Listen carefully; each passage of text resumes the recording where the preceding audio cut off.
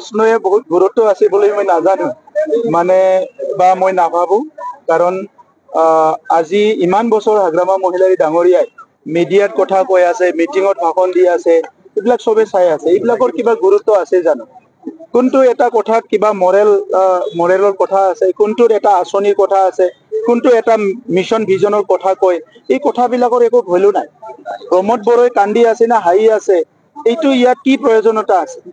ইয়াত প্ৰয়োজনীয়তা আছে কথা ক'বলৈ ৰাইজৰ কাৰণে কি কৰিব, গোসাইগাঁৱৰ কাৰণে কি কৰিব, চৰাইবিলৰ কাৰণে কি কৰিব, দুখীয়া মানুহৰ কাৰণে কি কৰিব, খেতিয়কৰ কাৰণে কি কৰিব, যুৱ যুৱতী ছাত্ৰ ছাত্ৰীৰ কাৰণে কি কৰিব, এইটোহে প্ৰয়োজন আছে। তো গতিকে প্ৰমোদ বড়ো আজি কান্দাৰ দিন নাই, কান্দাৰ দিন গ'ল।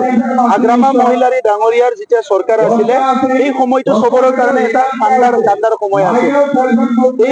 এই সময়ত এই 10টা কি কয় আমাৰ 17 বছৰটো হ'ল কান্দাৰ সময় আছিলে। কাৰণ সেই সময়ত দাদাগিৰি মাৰা পিটা, ইভেন আপোনালোকে দেখিছে মই প্ৰথম পলিটিক্সত আহিছো আৰু প্ৰথম নিৰ্বাচনতে মোক এটাক কৰিছে, ডাঙৰ ডাঙৰ বল্ডাৰ লৈ এটাক কৰি পেলাই ৱেলকাম কৰিছে।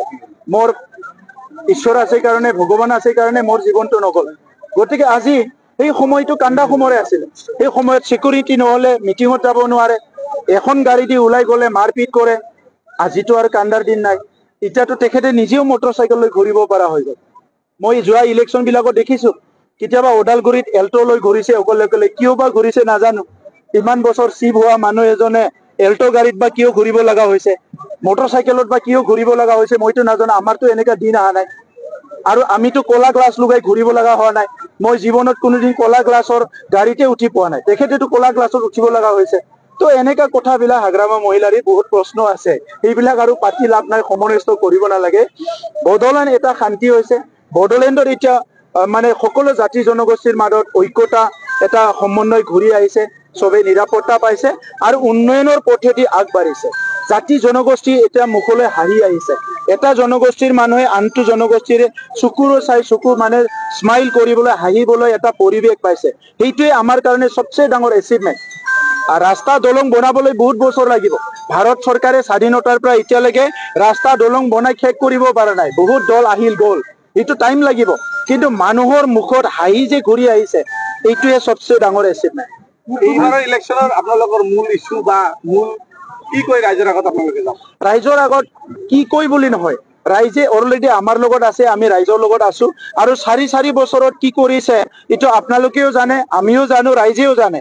গতিকে আজি UPPL দলৰ লগত ইমান দলে বলে ৰাইজ ওলাই আহিছে, কাৰণটো কি?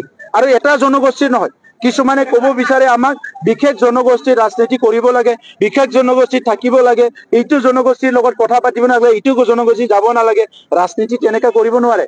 ৰাজনীতি এনেকা জাতীয় সংগঠনটো তেনেকা হয়, ৰাজনীতিত চবেই আহিব জাতি জনগোষ্ঠী।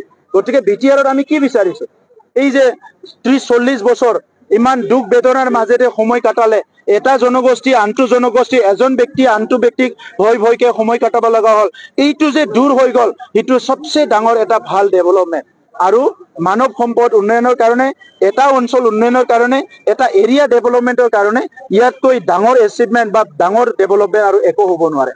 ভাইব্ৰেণ্ট BTRৰ সংকল্প চাওক, ভাইব্ৰেণ্ট BTRত এতিয়া আমি টপ টু বটম এতিয়া ডিজিটাইজ কৰা হৈ গ'ল। আমি এই বছৰৰ পৰা, যোৱা বছৰৰ পৰা আৰম্ভ কৰিছো যে আমাৰ একদম ব্লক অফিচৰ পৰা লৈ কাউন্সিললৈকে প্ৰত্যেক সপ্তাহ প্ৰত্যেক মাহত মিটিং হ'ব লাগিব। আমাৰ ইজ অফ লিভিং বুলি যিটো কয়, লেণ্ড ডকুমেণ্ট আজি মণ্ডল অফিচত যাব নালাগে, মোবাইলত সমস্যা সমাধান হৈ যায়।